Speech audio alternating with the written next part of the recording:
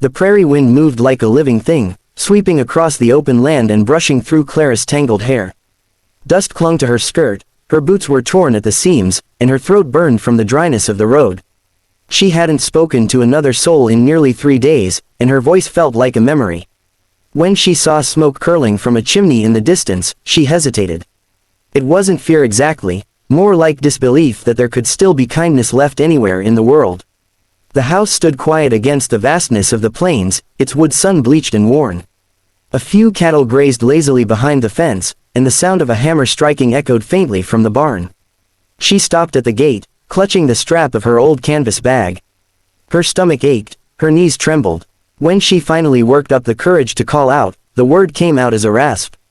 "Hello." From the barn, a man appeared, wiping his hands on a rag. His broad shoulders filled the doorway, and the hat on his head cast a shadow over his face. He didn't look surprised to see her, just watchful, cautious, like someone who had learned not to expect much from strangers.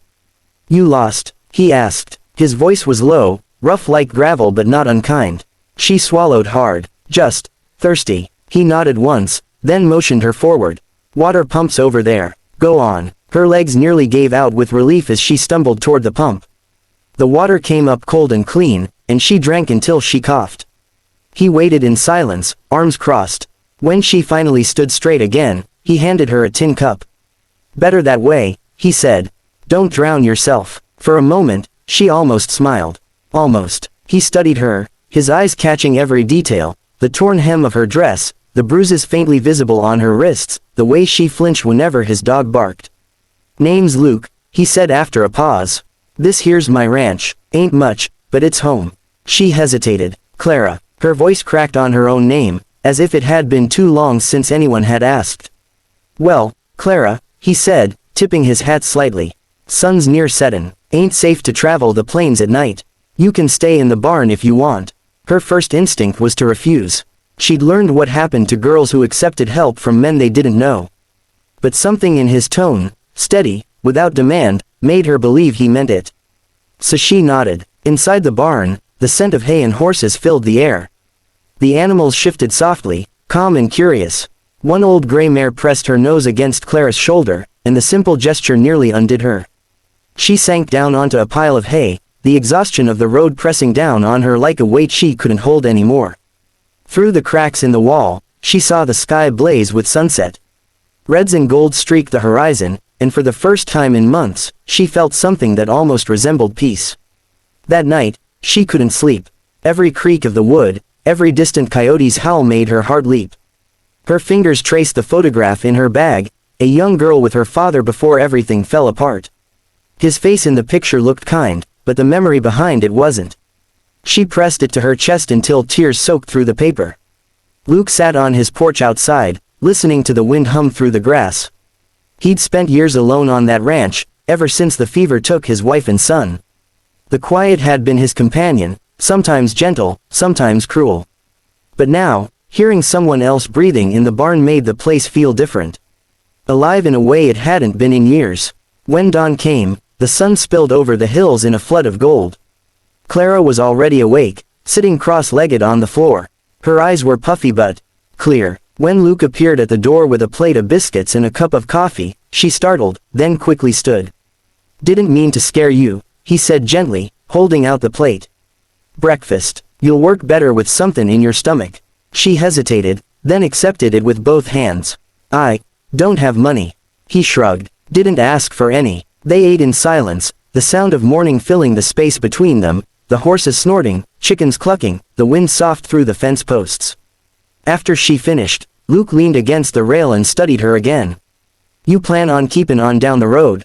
She stared at the ground. "Don't know where I'm going. Nowhere seems to want me." Luke rubbed a hand over his chin, thoughtful. "Sometimes it ain't about finding where you're wanted. Sometimes it's about finding where you need to be." She looked up then, really looked at him. His face was sun-lined, weary, but steady. There was no pity in his gaze, only a quiet understanding.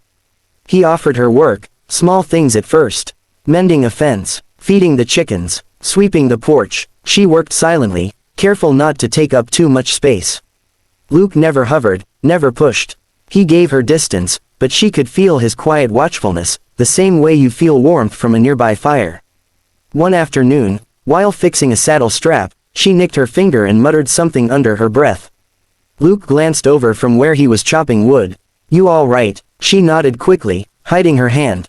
"Just clumsy." He frowned. "You ain't clumsy. You're tired, that's all."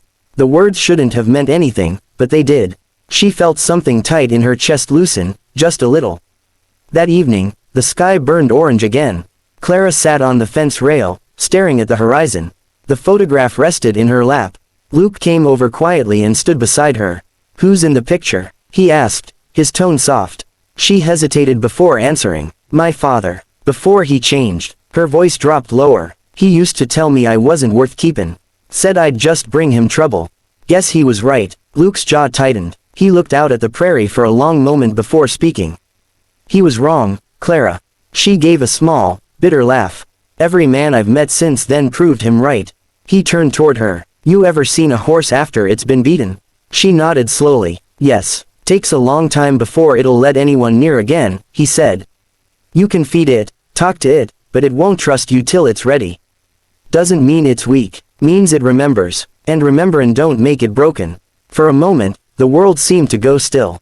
The sun dipped lower, the sky deepened to crimson, and Clara felt her throat close up. No one had ever spoken to her like that, not with pity, not with impatience, but with quiet truth. She turned away before he could see her tears. That night, she lay awake under the barn roof, watching the stars slip across the dark. The horses breathed softly beside her, their steady rhythm anchoring her. She whispered a prayer she hadn't spoken in years, just a simple plea for peace, for the chance to feel like she mattered again. The wind shifted, carrying the scent of sage and dust, and for the first time in so long she couldn't remember, Clara felt something deep inside her chest, small, uncertain, but alive. Hope. The seasons changed slowly on the prairie, the way they always did. Summer stretched long and golden, the air humming with cicadas and the scent of sun-warmed earth. By the time autumn rolled in, Clara had been on the ranch for months. Her hands had grown rough from work, her skin tanned by the open sky, and her laughter, something she'd almost forgotten, sometimes drifted across the fields. When she thought no one was listening, Luke always heard it though. Every time that soft sound reached him, it felt like rain after drought. She woke before sunrise most mornings, pulling her hair back with a strip of leather and stepping out into the cool air. The horizon was always her first sight, endless, changing, alive. She'd come to love the rhythm of ranch life, the quiet chores, the way it gave her purpose. Luke never treated her like charity, he gave her work that mattered. When he paid her at the end of each week, she tried to refuse, but he always said, "You earn your keep same as anyone else, Clara." It was such a simple statement, but it built something inside her that she didn't recognize at first, self-worth. Sometimes they worked side by side in silence, mending fences or clearing brush. Sometimes he'd tell her stories about his younger days, how he used to ride into town for dances, how his late wife once laughed so hard she fell right off the horse. There was sadness in his voice, but also something gentle, a kind of peace that comes from learning to live with loss. Clara never spoke much about her past, but he didn't ask. He knew some stories were too raw to dig up before their time. One afternoon, a sudden rainstorm swept across the land, quick and fierce. The sky darkened, thunder rolled low, and the cattle began to stir nervously. Clara ran out to help Luke drive them into the shelter, her skirt soaked, hair plastered against her face. Lightning cracked across the sky, and she flinched so hard she nearly stumbled. Luke reached out, catching her by the arm. His hand stayed there a moment longer than it needed to, grounding her, steadying her. "You all right?" he shouted over the wind. She nodded, breathless. "I'm fine." When the rain finally eased and the world turned silver under the low clouds, they stood in the mud, dripping and laughing in disbelief. Luke looked at her then, not like he was seeing a worker or a wanderer, but someone who belonged there, someone who'd fought the storm beside him. Something shifted quietly between them that day, something neither dared to name. As the days cooled into autumn, Clara began to hum again while she worked. Sometimes she sang softly, old songs her mother used to hum while washing dishes. Luke pretended not to notice, but he'd pause his chores just to listen. The sound of her voice filled spaces in the house that had been empty for years. One evening, the two of them sat by the fire after supper. The flames danced in the hearth, casting long shadows on the wooden walls. Luke poured her a cup of coffee, and she smiled, wrapping her hands around it for warmth. "It still feels strange," she said quietly. "Sitting like this, being safe." "You should have always been safe," Luke said, his eyes on the fire. She looked down, frowning. "You don't know what I've done. Where I've been." He turned his head toward her. "Don't need to. You're here now. That's what matters." Her throat tightened. For so long, her worth had been measured by other people's cruelty. Yet here, in this small house with the smell of wood smoke and coffee between them, someone saw her differently. Not as a burden, not as something broken, just as Clara. Winter crept in slow and sharp. The mornings grew bitter, the breath from the horses rising like smoke in the cold. Luke chopped wood while she fixed torn saddle blankets by the stove. Sometimes they'd talk, sometimes not. But even in silence, there was comfort. One night, a fierce wind rattled the windows, and the fire burned low. Clara was patching an old quilt when Luke came in, shaking snow from his coat. "Fence by the creek's down again," he muttered. She stood to fetch him a towel. "You can't go back out in that, it's freezing." "Don't have a choice," he said. "Cattle'll scatter." "Then I'm coming with you." He raised an eyebrow. "You're not." "I can help," she insisted. "You shouldn't be out there alone." He wanted to argue, but she'd already grabbed her coat. They rode out together, the snow cutting into their faces, the lantern swinging between them. When they reached the broken fence, the cold bit deep, numbing their fingers. But together, they managed to tie it back, driving stakes into the frozen ground. When it was done, they stood side by side, their breath fogging the air. Luke looked at her, her cheeks red from the cold, hair dusted with snowflakes. "You're tougher than you look," he said with a grin. Clara smiled faintly. "You'd be surprised what people survive when they have to." "Yeah," he said softly. "I would." Back at the house, by the fire again, she pulled off her gloves and winced at her cracked knuckles. He reached for her hands without thinking, taking them gently. "You oughta wear thicker ones," he murmured, rubbing warmth back into her skin. Her breath hitched, but she didn't pull away. She looked up at him, and in his eyes she saw something she hadn't seen in anyone for a long time, kindness without an agenda. Her voice trembled. "I don't deserve this, Luke. Any of it. You don't know how many times I've messed things up." He shook his head slowly, thumb brushing over her wrist. "You didn't mess up a damn thing. You're here, you're trying. That's worth more than most." Tears filled her eyes. "I'm not worth anything," she whispered, almost to herself. For a heartbeat, he didn't speak. Then, quietly, he lifted her chin so she'd meet his gaze. "You're worth everything, Clara. You just forgot for a while." The words broke something open inside her. Not pain this time, but release. She leaned forward, resting her forehead against his chest, her shoulders shaking. He wrapped his arms around her, not to fix her, not to own her, just to let her know she wasn't alone anymore. After that night, things changed in small ways. She smiled more, laughed easier. She started painting the front door blue, "So it looks alive," she said. Luke watched her with quiet pride. Together, they planted flowers by the porch, bright wild ones that could survive the dry summers. When they bloomed, he told her, "They look like you. Tough enough to grow where others don't."